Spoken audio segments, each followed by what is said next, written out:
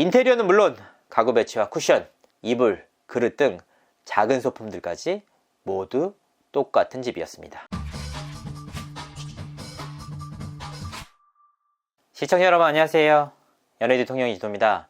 에어비앤비에 올라온 시댁 별장, 중국 신혼집까지 렌탈한 정원까지, 아내인 맛 메인 출연자 함소원씨가 다시 한번 주작 논란에 휘말렸습니다. 이번엔 전과 같이 단순한 의혹 수준이 아니었는데요. 문제의 발단은 함소원씨가 2019년 아내의 맛을 통해 공개한 시댁 별장이었습니다. 함소원씨는 이날 시아버지가 하얼빈에서 벼농사와 옥수수 농사를 크게 지으신다, 추수 시기에는 왔다 갔다 할 수 없으니 저기에 지내신다 라고 말했습니다. 그러니까 함소원씨의 말에 따르면 이 집은 온전히 시아버지의 추수를 위해 마련된 거처였는데요.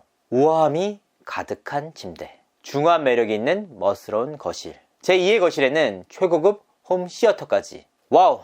시댁의 클래스를 보여주기에 충분한 공간이었습니다. 이때 당시 함소원씨와 아내의 맛 제작진이 밀고 있는 콘셉트가 바로 재벌 남편, 재벌 시댁이었습니다. 마마와 시아버지는 태어날 손주에게 300만원짜리 옥 목걸이를 쿨하게 선물할 정도의 큰 손이었습니다. 남편 진원은 어땠습니까? 중국 광저우에서 SNS를 통한 의류 사업을 하고 있다고 대대적으로 소개했죠. 기사가 운전하는 초호화 차를 타고 의류 생산 공장을 소유하고 있다고 대대적인 띄우기에 나섰습니다.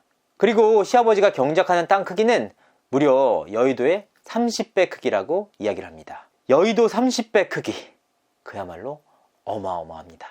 그래서 저는 당시 여의도 30배 크기가 얼마나 큰 크기인지 확인까지 해보는 작업을 했는데요. 그 내용들 잠시 보고 가시죠.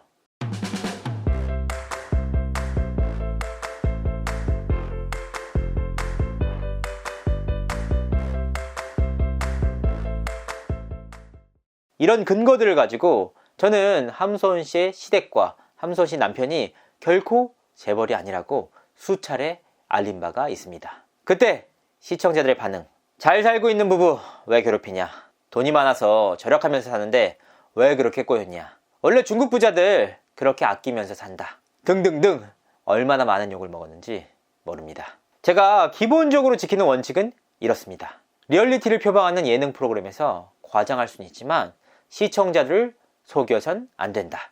그건 기만이다. 그 진실은 결국 2년 만에 드러났습니다. 함소원씨가 시댁 별장이라고 알렸던 이 집은 바로 에어비앤비에 등록된 매물이었습니다. 그러니까 방을 빌려주는 곳에서 빌린 집이란 의미죠.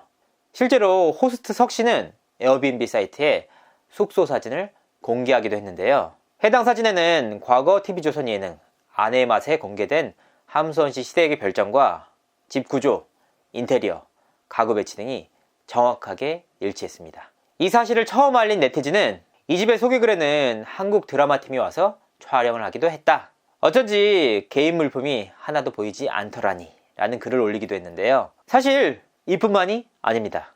저는 진화씨 출신, 그러니까 사업가라는 설명 역시 납득하기 어렵다고 밝힌 바 있습니다. 방송에 소개된 대로라면 40~50명이 넘는 직원들을 고용하는 사업주인데 진화씨가 중국에 비즈니스를 하러 가는 모습은 전혀 찾아볼 수 없었기 때문인데요. 특히나 방송을 통해 공개한 초호화 신혼집이 문제였습니다. 이들 부부는 광저우에 신접살림을 차렸다고 밝힌 바가 있는데요. 이 집은 방송을 통해 딱 한 차례만 노출이 됐습니다. 그 이후 이들 부부는 경기도 의왕에 위치한 한 작은 빌라에서 줄곧 생활을 합니다. 광저우에 있는 초호화 맨션, 그리고 경기도의 작은 빌라, 두 집 간의 괴리는 너무나도 컸습니다. 모던한 거실에 광저우 타워가 한눈에 보이는 전망까지, 정말 초호화 저택이 따로 없었죠. 하지만 경기도 의왕에 있는 빌라는 어땠습니까? 한 명이 제대로 들어가기도 힘든 작은 화장실에 광저우 거실과는 비교할 수 없을 정도로 작은 거실, 너무나도 납득하기 힘든 상황이었습니다. 중국 현지에서도 정말 진화가 재벌이 맞느냐라는 의혹을 대대적으로 제기할 정도였는데요. 그래서 제가 이 부분에 대한 집중 취재를 했고 이를 통해 영상을 제작한 바 있습니다.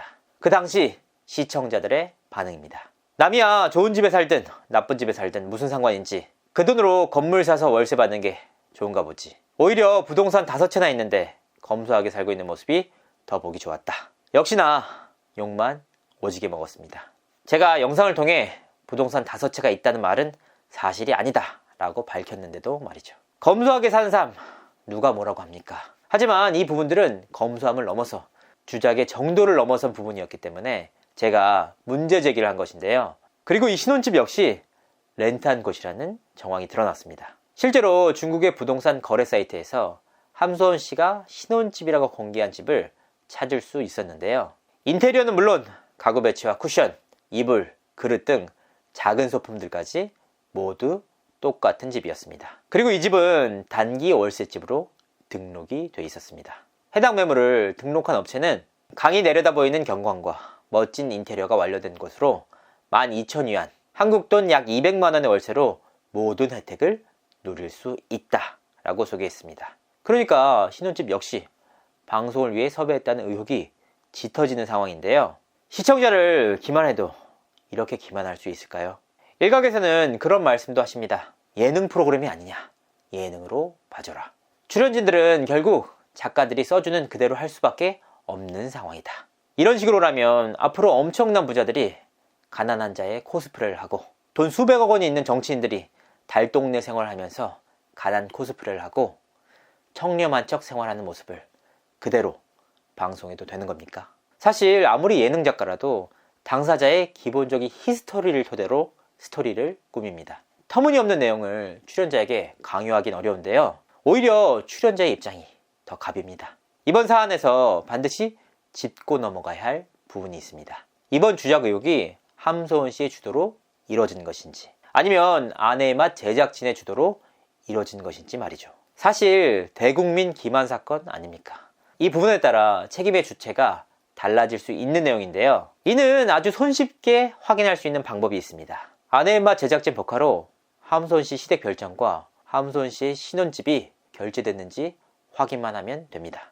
만약 제작비로 결제가 됐다면 아내의 맛 제작진 역시 이 부분을 분명하게 인지하고 있었다는 의미입니다. 사실이 아니란 걸 알면서도 함소원 씨 시댁이 얼마나 부유한지, 함소원 씨의 신혼집이 얼마나 비싼지를 대대적으로 알렸다는 것인데요. 재밌는 사실은 양측이 이 부분에 대한 확인을 서로 미루고 있다는 겁니다. 함소원 씨 측은 아내의 맛 제작진에게 확인을 해달라라고 입장을 전달했습니다.